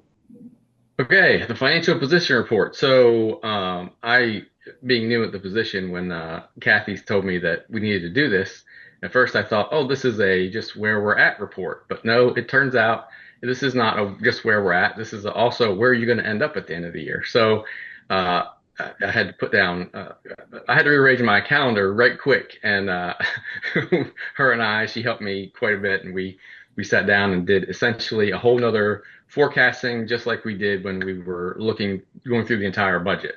And so that's what this is. We looked at where we were through December 31st. We looked at those first 6 months of expenses. We also looked last year from January to June to try to come up with our best estimate of things. And then, taking into account the new school building and different amounts for the pay cycles, et cetera. And so the good news is, if you'll recall, last year, we're going through the preliminary budget, and we're talking about our numbers. We finished last June with around $14.5 million. And I said that was enough. We made it to September before we got our first tax payment. And so I got through this and wiped my brow a little bit and said, all right, I think we're in good shape so far. Where we're trending at this point, this first page here, you'll see it says our projected balance is $14.9 million, which is where we're going to need to be to get to that September number. And so this, if you look at the second page here, there's a lot of detail here, but really that top section, that's what Mr. Steele was referring to. So we don't have, there's about 10 or 15 line down there. There's a line called reserve account. You'll see that's zeros all the way across. So we don't have that typical reserve account that we talk about. But what we do have, what makes up this 14.9 are all these other accounts. These are all the other accounts that we're going to be allowed to borrow, beg, and steal from when we get to the end of the year to cover that payroll for that 14.9 million. This just breaks it down a little bit. These are all of our local funds that we have access to. The other thing I wanted to point out here was in that next section, that Division 2, you'll see there's a line there that says energy. Now, on this one, because this one has the official copy and this is the one I have to turn into the state, we're not allowed to have negative numbers over there to the right-hand side. So I had to adjust this to move things up to the local funds. But the original version that I showed everyone is our energy money is trending. If I kept it down here where it belonged, it would be at a negative $1.3 million at the end of the year. That's where our energy money is going. And I reached out to some of my other school districts, finance directors, just to see, hey, are we the only ones in this spot? And of course they were not. One of the directors came back, and I couldn't corroborate this because I didn't have records far enough back, but he told me, he said, I could tell my board that in 2007, the state gave us, I believe it was $2,800 per unit for energy in 2007, which was 19 years ago. In 2025, the state's giving us $2,500 and some dollars for energy money. So it's a 5% decrease over 19 years that the state is giving us towards our energy costs. Now, I did look, I was trying to be fair. Our units have gone up, so we have gotten a dollar value, a dollar for dollar, a little bit more money over the years. It's about a 15% increase, but if you look at energy costs, they're up 30 to 40% over just over the last 5 years. So the amount that they've given us or allotted to us is not kept up with the costs of energy. I know that's the big one that we've talked about. I just wanted to point that out and make you guys aware of those numbers. And when you look at that line, you'll see like it shows projected non-salary for January to March, and then in April to June, it says nothing, but that's because I had to move all those costs up and take them out of our local funds to make this report be in compliance with the state regulations to have not any negative numbers there at the balance. So with that being said, again, the good news is that we are still projecting 14.9 at the end of the year. There is we tried to buffer in as much possible for that energy money because, like you said, with the cold, the ticker is just spinning just as fast as it can spin right now in January, and this week for sure for our heat and next week. So our energy bills are going to be higher, I believe, in January and February. And I've got more budgeted in these numbers in January and February than we've spent, so far through December. So I'm comfortable with where we're at with the 14.9. Any questions or comments? Mr. Parker, why is the ROTC salary in red? So that was, we had an issue with our sam.gov login, and so we were not getting the money that we were supposed to have gotten. We have since gotten that corrected, and that's just going to be a timing. That's why the projected income there in the first 3 months of the year is 100,000, and will get us caught back up to where we need to be. Thank you. Mm-hmm. I have a question. Who supplies our energy? Are all of our schools supplied by Delmarva Power? Are some of them the Delaware Electric Co-op? And I'm asking because Delmarva Power, like per kilowatt hour, is about double the price of the Delaware Electric Co-op. And if there is any way, and I know you can't choose who your electricity supplier is, but if there's any way we can go with Delaware Electric Co-op, who is half the price of Delmarva Power, that'd be great. So are all of our schools one power company, or are they different based on geographic location? I do not know the answer to that off the top of my head. I'm not sure if. Dr. Owens, do you know? I don't know who pays the bills. I'll look that up. I can get that answer for you for sure. Okay. I'm not aware either. We can certainly get that answer. Yeah, we can start with that. And if there's a choice, that we go with the one that's half as much. 100%. Yes, agreed. And I think Delmarva Power is getting ready to have some increases. So, Mr. Parker, I know you're much more knowledgeable with finances than I'll ever be, but I don't understand. I guess this is the old saying, rob Peter to pay Paul, because you're saying that we can't have a negative figure. And it blows my mind that they say for a report that you can't have a negative figure when the figure is in fact negative. So we have to go and pull from these other sources. But if it's negative and we don't get enough to pay it accordingly, some of this money's not going to go back to these other funds. Am I missing a point? Yeah, it has to come when whatever doesn't, the energy, for example, the energy one, whatever the state doesn't cover, we're responsible for covering from our local funds, which is the top line there at the 98,000 appropriation. And then that never goes back. So it's like a yearly thing so we never regain that. Once it's gone, it's gone. That's correct. Yeah. That's why we actually budget it in our local expenditure to spend some of our local funds on energy every year at this point. Which saying that, and I don't know that I recall it being said that way, and I could be wrong, but there is a point that I think we need to get out to the public to understand, because again, referendum is for local funding. So, and we don't even have to give them an exact, we can give them a true example saying, this is what we get from the state for our utilities. However, over the course of this many years, this is what we've had to spend. So with that being said, we've had to go into our local funds and use those funds, which could have been appropriated for something else, but because of this report can't show negative, you got to take them from somewhere. Correct. You don't even need this report. We can just show our monthly, or just our annual report that says, hey, here's how much of our local funds, this is how much we spent. We can show every year how much we spent on energy costs. For the local, right, which means Out of the local funds, yep, instead of being able to use that for, referendum point. correct. Mhm. Mr. Dooley, I see your hand. Give me 1 second. Dr. Owens, we have the legislative breakfast on Friday morning. Can you please talk to Mr. Parker tomorrow, Wednesday, and so we can bring you that meeting and give these actual costs of what we're getting compared to the 20 years or so difference between the dates that you told us. So we can say, we're going up in enrollment, but as you guys continually approve the base increase for DP&L and these other insurance companies for energy, we're actually getting less energy money per unit than what we were getting 20 years ago. I think we need to make sure we kind of hammer that home, because I guarantee you we don't have a legislator there Friday who's going to have any idea that that's true.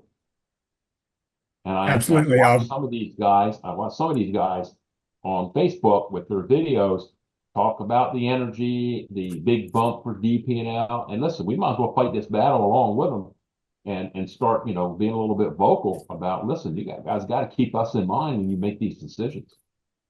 Absolutely. I'll have data to Dr. Owens tomorrow. Appreciate it. I'm going to Mr. Dooley now. He had his hand up. Mr. Dooley.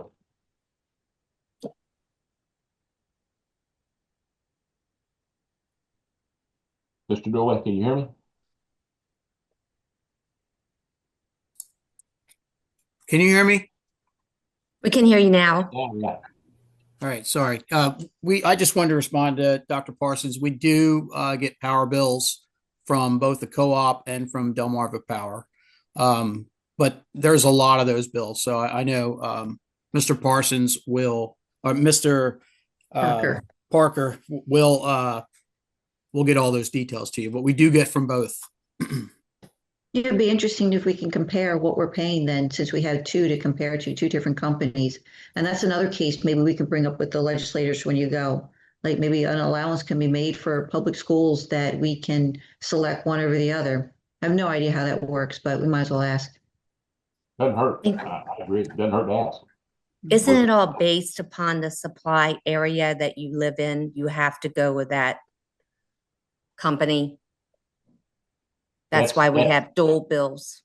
Yeah, that's residential, and I agree with that.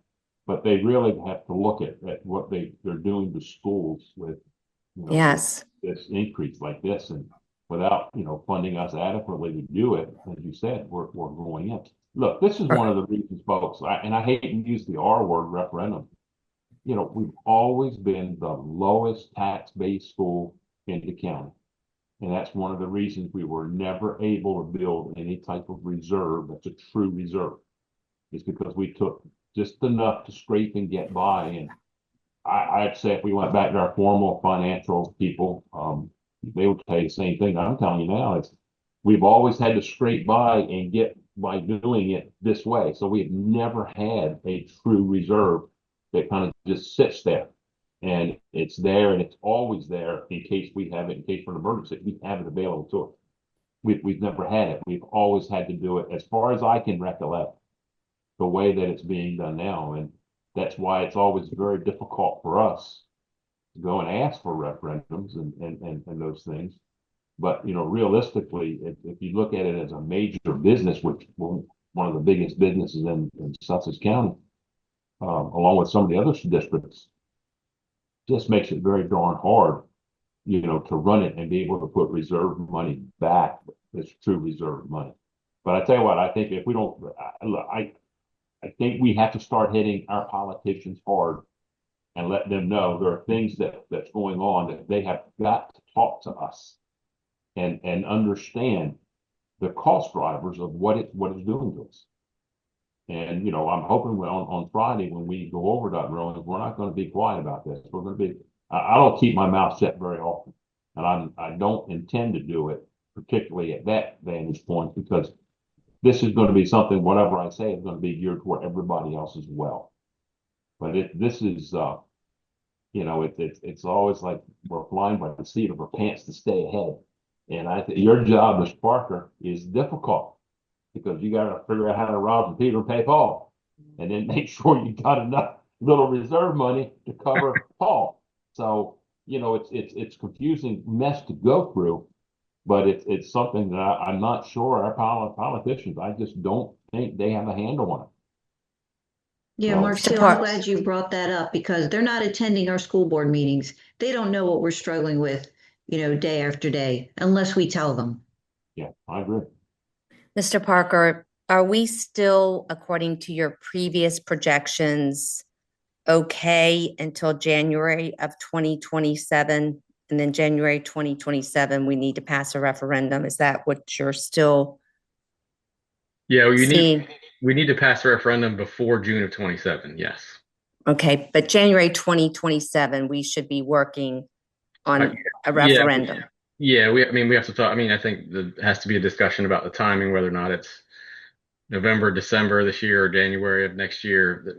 January just seemed like a good time from outside looking in about when would be a good time to have a referendum. But those, I think, discussions need to happen a little bit later. But to answer your initial question, yes, we are good through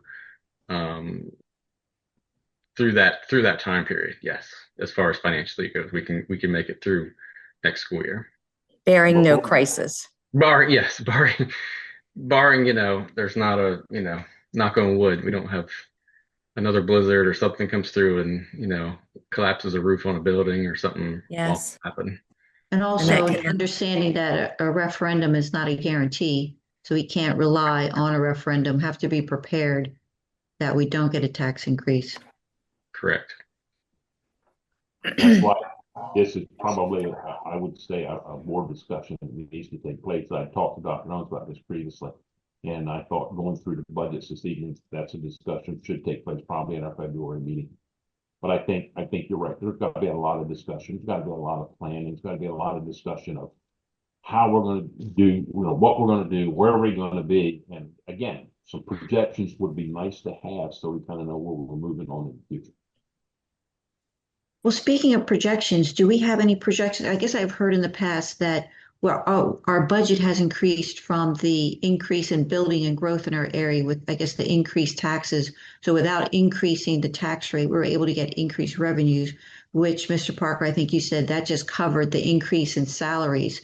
So do we have any projection, like maybe from Sussex County Council or any source, on what our expected growth is in the area based on new housing, new tax revenue? So if we had an estimate like, hey, maybe growth is the same, or if it slowed down, and then comparing that to what the projections are for enrollment, I think that would be helpful too if we can get that data. I don't know where to get it from, but you know, have we looked into that, looking into what the tax base growth estimates are? I can reach out to Sussex County and see if they have any updated estimates. I know that sometimes they usually have them closer to the end of our school year, what the estimated tax bills are going to be. But I have a contact at the county that I can reach out to, and we can see what they have available for us now to be able to put that information together. Yeah, that'd be great, working on that sooner than later. Thank you. Mm-hmm. Any further questions on the financial position report? Hearing none, I'll entertain a motion to approve the financial position report for this quarter. So moved. The move. Second. Motion is second. All those in favor say aye. Aye. Aye. Opposed? Passes unanimous.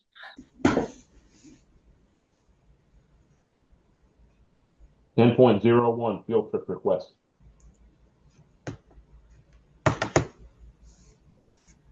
Thank you, Mr. Steele. 3 field trip requests this evening: an overnight trip by Indian River High School FFA, March 25th and 26th to the University of Delaware in Newark. Overnight trip by Selbyville Middle School's TSA team, June 22nd, 26th to Washington, D.C. And finally, an overnight trip by Selbyville Middle School's robotics team, April 25th and 27th, St. Louis, Missouri. Questions? Hearing none, I'll entertain a motion to approve all 3 field trips. So moved. Second. Second. A motion and a second. All those in favor say aye. Aye. Aye. Opposed? Passes unanimous. 11.01 Personnel Agenda for January 26, 2026. I'll entertain a motion to approve the personnel agenda for January 26th. So moved. Second. We have a motion and a second. All those in favor say aye. Aye. Aye. Opposed? Passes unanimous. 11.02 Personnel Addendum for January 26th. Do I have any questions, discussions? I'll entertain a motion that we approve the personnel addendum for January 26th. So moved. Second. Have a motion and a second. All those in favor say aye. Aye. Aye. Opposed? 11.03 Contractual Agenda for January 26th. Questions or discussion?